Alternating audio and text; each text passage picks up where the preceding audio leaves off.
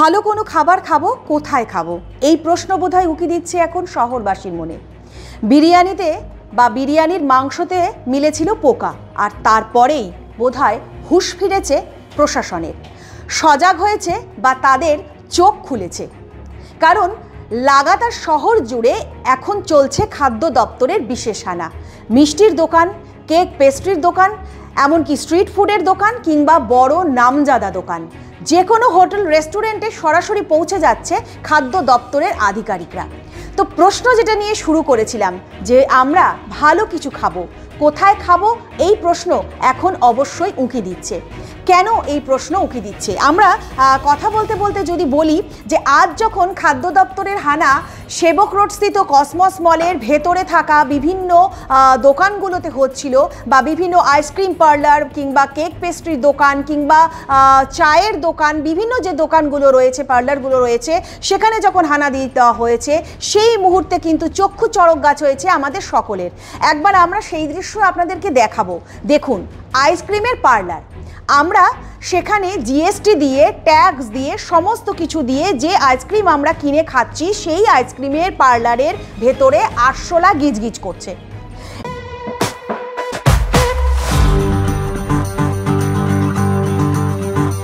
There will only be one insignia.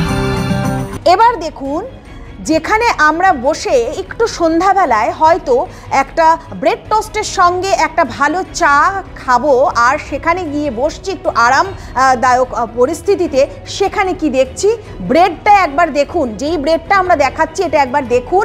এই ব্রেডের মধ্যে যে ফ্যাঙ্গাস রয়েছে, সেটা একটি ব্রেডে না, এই দোকানের অর্থাৎ টপ টি এর দোকানের ভেতরে থাকা সমস্ত কেক বা পেস্ট্রি বা ব্রেড, যা যা যাবতীয় বেকারির আইটেমগুলো রয়েছে, সেগুলোতে কিন্তু একেবারে ফ্যাঙ্গাস পড়ে গিয়েছে।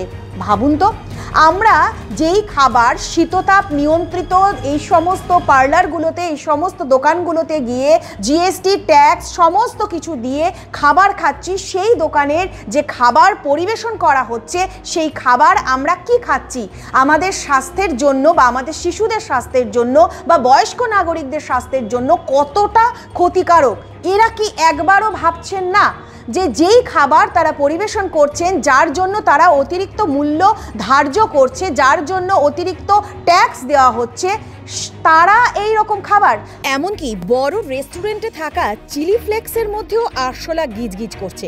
ভাবতে পারছেন, আমরা যে খাবার খাচ্ছি এবং যা অত্যন্ত দামি, সেই খাবারের ভেতরে যদি এত অস্বাস্থ্যকর পরিবেশ থাকে, তবে কি আমাদের শরীরে প্রবেশ করছে? আকছার কিন্তু শোনা যায় যে স্ট্রিট ফুডে যারা ব্যবসা করে আসেন, স্ট্রিট ফুডের খাবার কিন্তু একেবারেই খাওয়া উচিত নয়, কারণ স্ট্রিট ফুডের খাবারে যারা দোকান খুলেছেন, তারা কখনোই হাইজিন মেনটেন করে না। তো অনেক সময় যারা একটু স্বাস্থ্য সচেতন, তারা কিন্তু বিভিন্ন শীততাপ নিয়ন্ত্রিত বিভিন্ন দোকান বা রেস্টুরেন্ট বা ভালো কোনো জায়গায় গিয়ে খাবার খেতে বেশি স্বচ্ছন্দ বোধ করেন। কিন্তু এবার প্রশ্ন উঠছে যে এই যে দোকানগুলো রয়েছে, এই যে পার্লারগুলো রয়েছে, বা এই যে বিশেষ রেস্টুরেন্টগুলো, Every drop of water counts. SBM Gold's water tank is the most sustainable and durable water storage solution available. Our hashtag Asli Commitment. রয়েছে, তারা কি খাদ্য দপ্তরের দেওয়া বা খাদ্যের যে নিয়মাবলীগুলি রয়েছে, সেই সমস্ত নির্দেশাবলী বা সেই সমস্ত নিয়মাবলীগুলোকে মেনে চলছে? কোথায় রয়েছে তাদের সেই সমস্ত নিয়মাবলী? কোথাও আরশোলা গিজগিজ করছে, কোথাও খাবারের থেকে আরশোলা বেরোচ্ছে, কিংবা কোথাও ফ্যাঙ্গাস পড়ে রয়েছে খাবারে, সেই খাবারই পরিবেশন করা হচ্ছে গ্রাহকদের। স্বাভাবিকভাবেই কিন্তু এবারের খাদ্য দপ্তরের এই হানা বোধহয় চোখে আঙ্গুল দিয়ে দেখিয়ে দিয়েছে, স্ট্রিট ফুড থেকে বড় নামজাদা দোকান বা বড় রেস্টুরেন্ট বা বড় কোনো পার্লার, প্রত্যেকেই কিন্তু সমান জায়গায় দাঁড়িয়ে রয়েছে, কারণ তারা প্রশাসনকে বুড়ো আঙ্গুল দেখিয়ে যেই খাবার গ্রাহকদেরকে পরিবেশন করছে, তা কিন্তু একেবারেই স্বাস্থ্যসম্মত নয়।